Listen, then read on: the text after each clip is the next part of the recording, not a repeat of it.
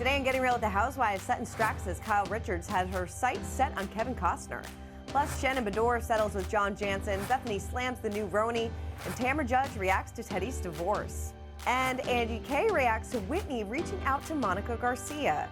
I don't know why Whitney would reach out to someone that has zero credibility.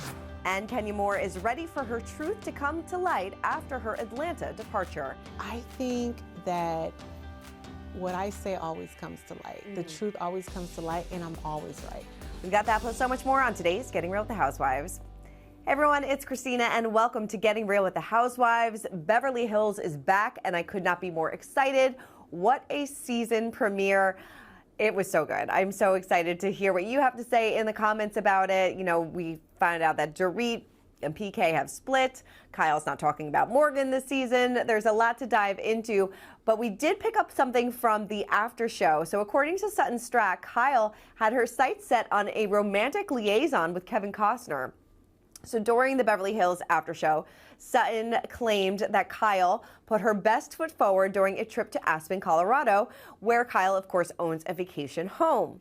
In a conversation with Garcia and Jennifer Tilly about the true nature of Kyle's relationship with Morgan Wade, Sutton detailed her surprise claim. She said, Kyle and I have this conversation. She was in Aspen and Kevin Costner was there. And she was like trying to hook up with Kevin Costner. Sutton said this, like I said, during the conversation, to which Garcia directed at Sutton, well, you want Kevin Costner. Seemingly the object of several Beverly Hills stars' affection, Sutton admitted to Garcia, I know, before expanding on her claim regarding Kyle. She said, this is what I'm saying. I don't think that Morgan's the end-all be-all because she really wants, it's not all about Morgan. There's some Kevin Costner mixed in there. Well, Us Weekly did reach out to representatives for Kyle for a comment, but you know, this is a pretty bold move by Kyle. I mean, if Kevin Costner is available and so is she, go for it. We see that Mauricio has already moved on, but it is interesting this season that Kyle is not talking about Morgan, even though Morgan was on the show last season. She was featured heavily. That was a big storyline. Kyle said, you know, that she'll talk about herself, but she's not talking about Morgan. So I wonder if Morgan had a bad taste in her mouth after last season and how she was portrayed. So I guess we'll have to wait and find out. All right, well, this is good news for Shannon Beador because she and John Jansen appear to have settled their contentious legal battle. Us Weekly can confirm that John has filed a notice of settlement in regards to his suit against Shannon. In the filing, which is obtained by People magazine, John stated he and Shannon came to a settlement and checked the box that an upcoming file for dismissal would be unconditional and submitted within 45 days. It is unclear what the terms of the settlement are. As we know, back in March, John sued Shannon for breach of oral contract and promissory fraud, claiming that she failed to repay him $75,000. During the Housewives reunion, Shannon explained that she offered John an agreed $70,000 if they signed a mutual non-disparagement agreement. She claimed he denied her request, which Alexis Bellino previously said was because he wanted to defend himself from false allegations. So glad that this is behind them. Hopefully they all can move on. It just seems like Shannon just wants to be done with this.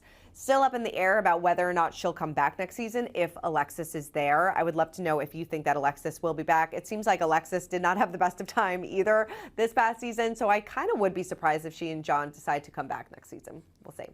All right, well, we got the mid-season trailer for Salt Lake City, and my, oh my, it was explosive. So good. We got recording devices, fractured friendships, and a reach out to Monica Garcia. Didn't expect that one. Well, we caught up with Mary Cosby and Angie K about Whitney's reach out to their former castmate. Take a look. I know in the mid-season trailer, we do see that maybe Whitney reached out to Monica. What was your reaction to that?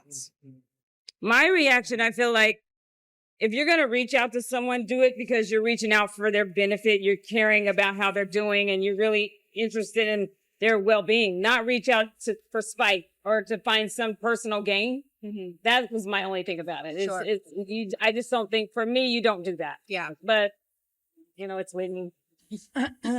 When Whitney shared that with Mary and I knew immediately that it was a mistake because it would backfire on her, and it did. And so, you know, it took her back down to the bottom, and now she's dealing with a lot of toxicity, a lot of negative press over it. And sure. I think she deeply regrets it, but it's, again, the life lesson. And I think, like Mary said, it was to prove something that it didn't help prove anything, but just put her into a mess. And so I think she learned a lesson. And It backfired. She'll never do that again. never do that again. But you still talk to Monica, right? Mary? I mean, Here and there. she'll text me Yeah. and she follows me and she's always encouraging me on certain posts or something. Yeah. Definitely. And then we also see about this recording device. What kind of context can you kind of give about that? That they're Oh, can I add one more thing to that?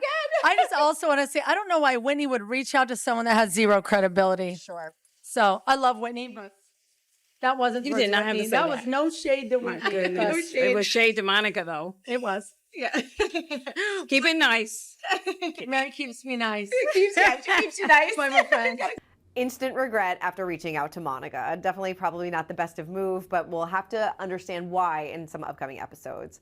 All right, well, Tamar Judge and Eddie Judge have nothing but well wishes for their podcast co-hosts Teddy Mellencamp and Edwin amid their ongoing divorce. So Tamara told us, I cannot really share too much. This is Teddy and Edwin's life, and they've been married for a long time, and they have 4 kids. I just wish her and Edwin well. I hope that they get to work it out, however, and whatever that looks like to them.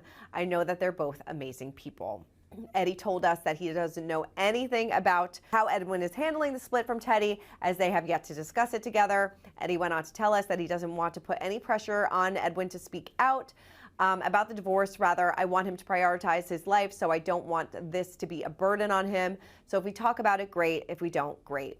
Now, as we know, a source recently revealed to Us Weekly that Teddy had an affair with her horse trainer, Simon Schroeder, months before her and Edwin split. Noting that the fling has since died out, the insider claimed that both Teddy and Edwin were unfaithful during their marriage. A source told us Teddy and Edwin had been working on the problems of their marriage. Despite his past indiscretions, they stayed in the marriage for the sake of the kids. Now, Teddy previously addressed the affair news last week during an episode of their podcast, stating, I'm not going to confirm or deny anything, but there's many people involved. Messy, messy, messy. I didn't see the horse trainer affair coming, but, you know, this is Housewives and crazier things have happened. But like they said, there's 4 kids involved, and hopefully they are the priority, and that comes first. All right, well, Emily Simpson is not impressed with one accusation made against her at the reunion. She told Us Weekly, you're going to accuse me of living off my in-laws' money. My husband, Shane, has wealthy parents. I've never made that a secret. We filmed at their home. Everyone has met my in-laws. It's very clear. But if they funded my lifestyle, what the F would I be sitting on this couch? She said, I would be living my best life on a yacht somewhere. I have worked the entire time I've been married to Shane, and Shane has worked the entire time. From Emily's perspective, it's disrespectful to her and her in-laws to accuse them of having children that are losers. Now, during part 1 of the reunion, Jennifer questioned Emily's lifestyle, saying it's funded by her in-laws. Simpson said viewers weren't able to see her reaction during the reunion because she actually didn't hear the comment in real time. She said, I never heard her say that. Tamara texted me the next day after the reunion aired, and she goes, when did Jen say that to you? I never heard it. I did not respond because I did not hear it. In what world would I not respond? I mean, I never shut the F up, ever.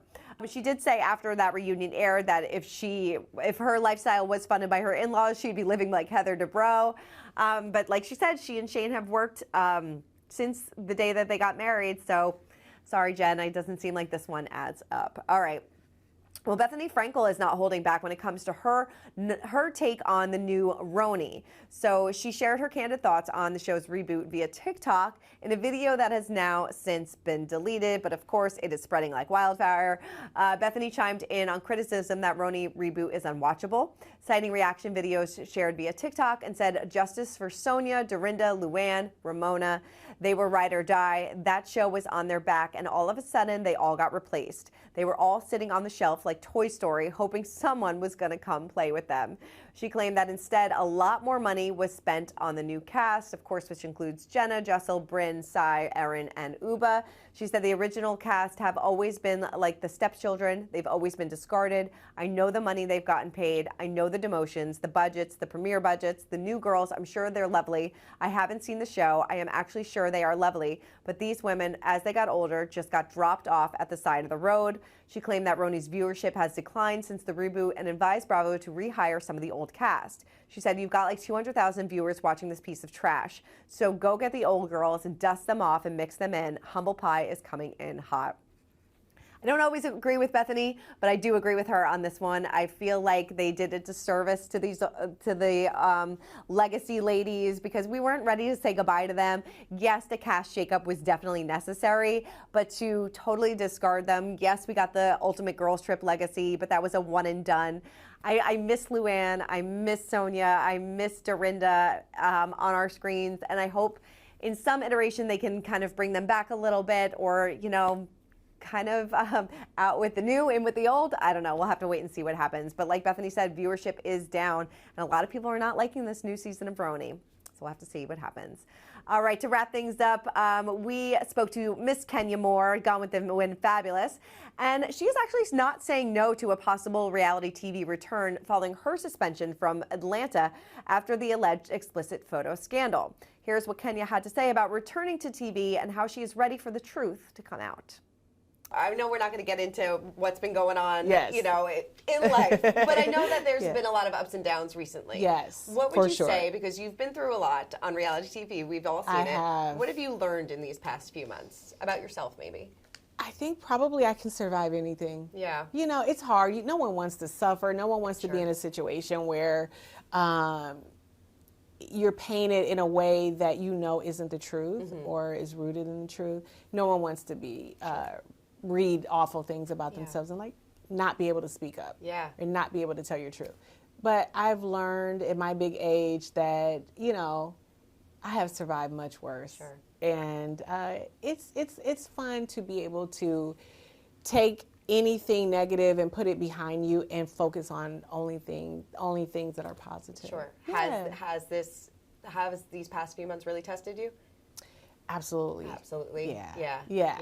But I know I'm a tough cookie. Yeah, you're a tough cookie. You know what I mean? And I think for me, in the history of me, in this whole TV world, or reality TV world, I think that what I say always comes to light. The truth always comes to light, and I'm always right. Are you looking forward to that day when the truth does come always, to light? Yes. Is it around the redemption. corner? Yeah. Redemption. And you feel like that's around the corner? Oh, I think so. It always is. It always is. Yeah, I just have to be patient. Sure. All right, well, that is it for this week's episode of Getting Real with the Housewives. Let me know in the comments if you would like to see Kenya back on our screens. Even though we don't know exactly what happened on this past season of Atlanta, I'm sure it's going to be explosive. And please let me know your thoughts on the season premiere of Beverly Hills. All right, that's it for this week's episode. Keep commenting, keep subscribing, and I'll see you next week.